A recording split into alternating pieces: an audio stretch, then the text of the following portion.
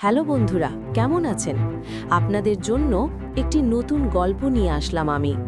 গল্পের নাম নীরার নীরব জীবন, বাস্তব জীবনের অডিও গল্প। এটা এক নারীর নীরব জীবনের গল্প, যেখানে ভালোবাসা নেই, আছে শুধু একাকিত্ব আর অপেক্ষা। স্বামী বিদেশে, সন্তান স্কুলে, আর নীরা নিজের মনের সঙ্গে যুদ্ধ করে চলে প্রতিদিন। একদিন পাশের বাড়ির রুবেলের সঙ্গে দেখা হয়, আর সেখান থেকেই শুরু হয় এক অন্যরকম অনুভব।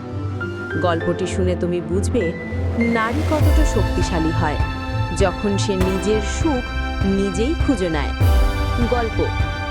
নীরা প্রতিদিন সকালে উঠে ছেলেকে স্কুলে পাঠায়, তারপর ঘরের কাজ, বাজার, রান্না সব একা একাই সামলায়। স্বামী বিদেশে থাকে, মাসে টাকা পাঠায়, কিন্তু ফোনে কথাবার্তা কমে গেছে।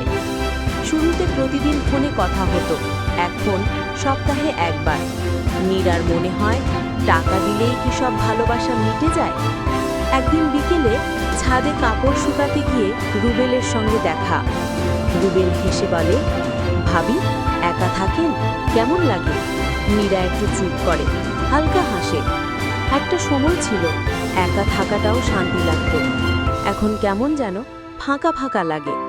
সেদিন থেকে রুবেল প্রায়ই সাহায্য করতে আসে, কখনো টবের গাছগুলোতে পানি দেয়, কখনো ছেলেকে স্কুল থেকে নিয়ে আসে। নীরা বুঝতে পারে মন কোথায় যেন নরম হয়ে যাচ্ছে। এক রাতে বৃষ্টি পড়ে, ছাদের টিনে টুপটাপ শব্দ।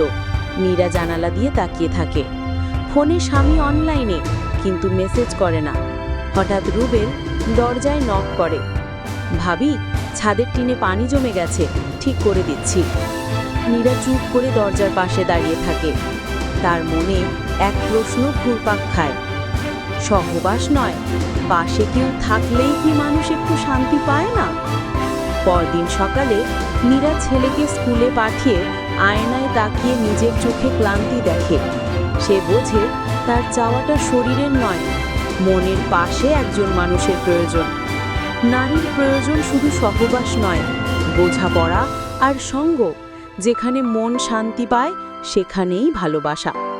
গল্পটি শুনুন এবং মন্তব্যে লিখুন, নীরার মতো মেয়েরা আসলে একা থাকে নাকি নিজের মধ্যে শক্তি খুঁজে পায়?